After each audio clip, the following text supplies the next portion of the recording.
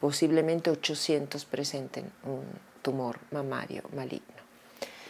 Esto no es común, la presencia de este gen va ligado, es mayor en ciertos grupos étnicos, básicamente en grupos de origen judía, y en general, donde existe un aumento de riesgo significativo, el médico, el sistema de salud, les solicitará específicamente la detección de este gen.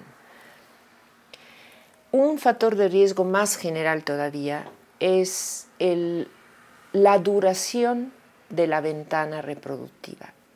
Hemos visto hasta ahorita que el cáncer de mamas, que las células del tejido mamario son sensibles a las hormonas.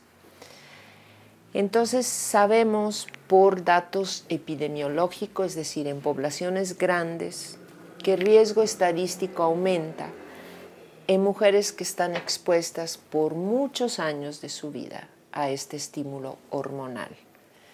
¿De qué depende estar expuestas por muchos años de la vida al estímulo de los estrógenos y de las progesteronas?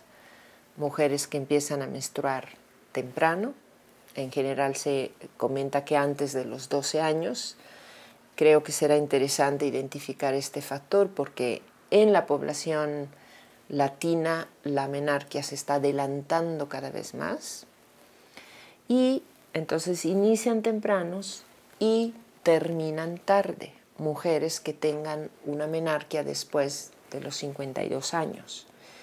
Es decir, que la ventana reproductiva, la ventana de exposición a los estrógenos dure más de 40 años.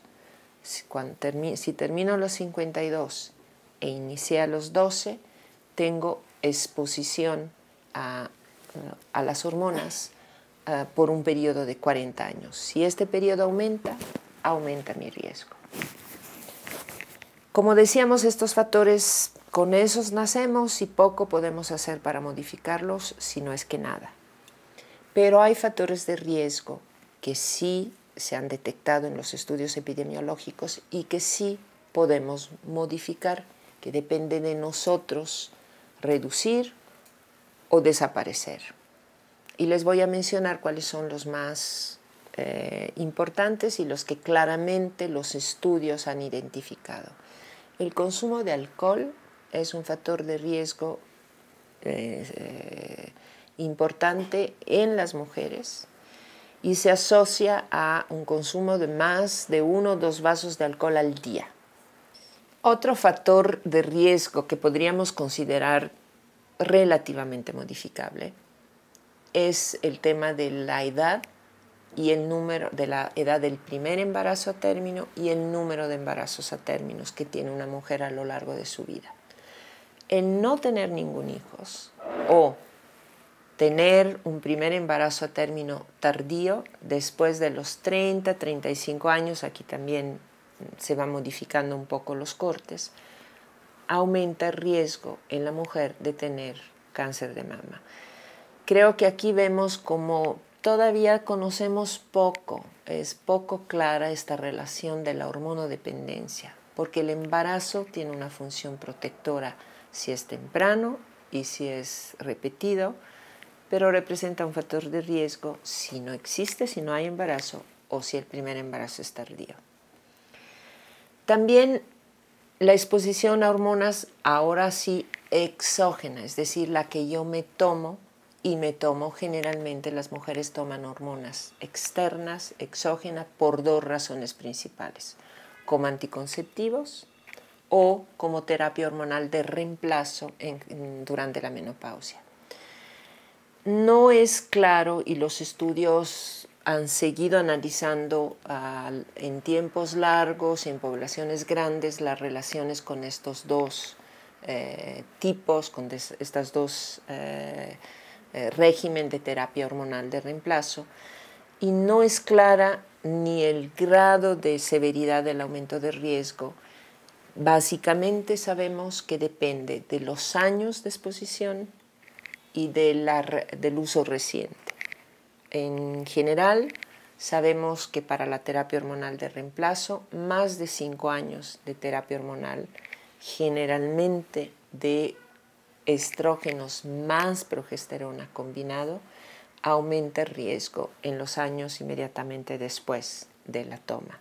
Y lo mismo parece aplicar al uso de medicamentos hormonales orales, anticonceptivos hormonales orales, más de 8 años y dentro de los primeros 3 años antes de la suspensión. No es el patrón que observamos en México ni en América Latina. Las mujeres raras veces toman pastillas anticonceptivas por tiempos largos, terapia hormonal de reemplazo por tiempos prolongados. Pero es un riesgo que tenemos que tomar en cuenta.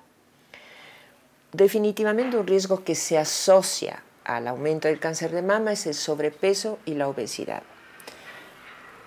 Muy concentrado este riesgo si la obesidad se presenta en mujeres después de la menopausia.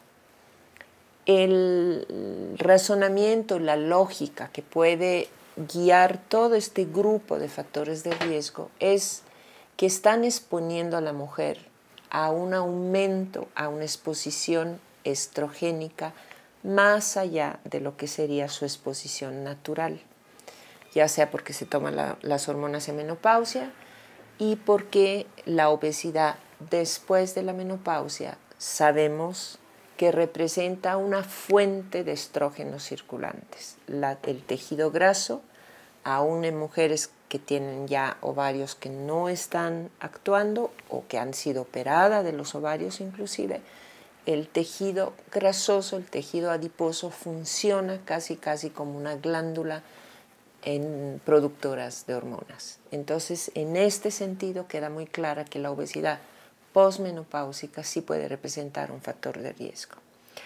Dos factores de riesgo más muy específicos: la radiación, una exposición a radiaciones, pero ojo, no estamos hablando de la mastografía, no estamos hablando de las exposiciones a radiaciones a las dosis muy bajas que representan las mastografías aún repetidas.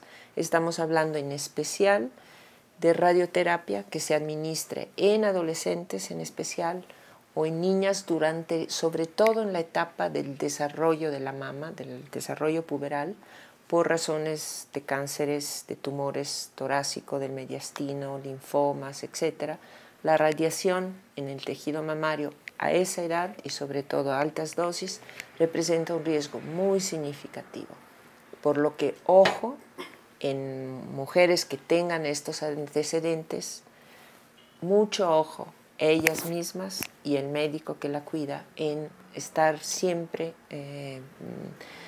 detectando y tamizando para descartar la presencia de un cáncer. Y finalmente, un factor de riesgo que casi quedó en la historia es una hormona sintética que se utilizó mucho entre los años 40 y 1960 para tratar las amenazas de aborto. Es una hormona sintética que se llama dietilestilbestrol y se vio que en las mujeres que lo tomaron para esas razones, para esa terapia, tenían mayor riesgo de desarrollar cáncer de mama décadas después. Otros factores de riesgo que se mencionan y que vale la pena aquí aclarar, en el sentido de que no hay evidencia que representen un aumento, que causen un aumento de la probabilidad de cáncer de mama,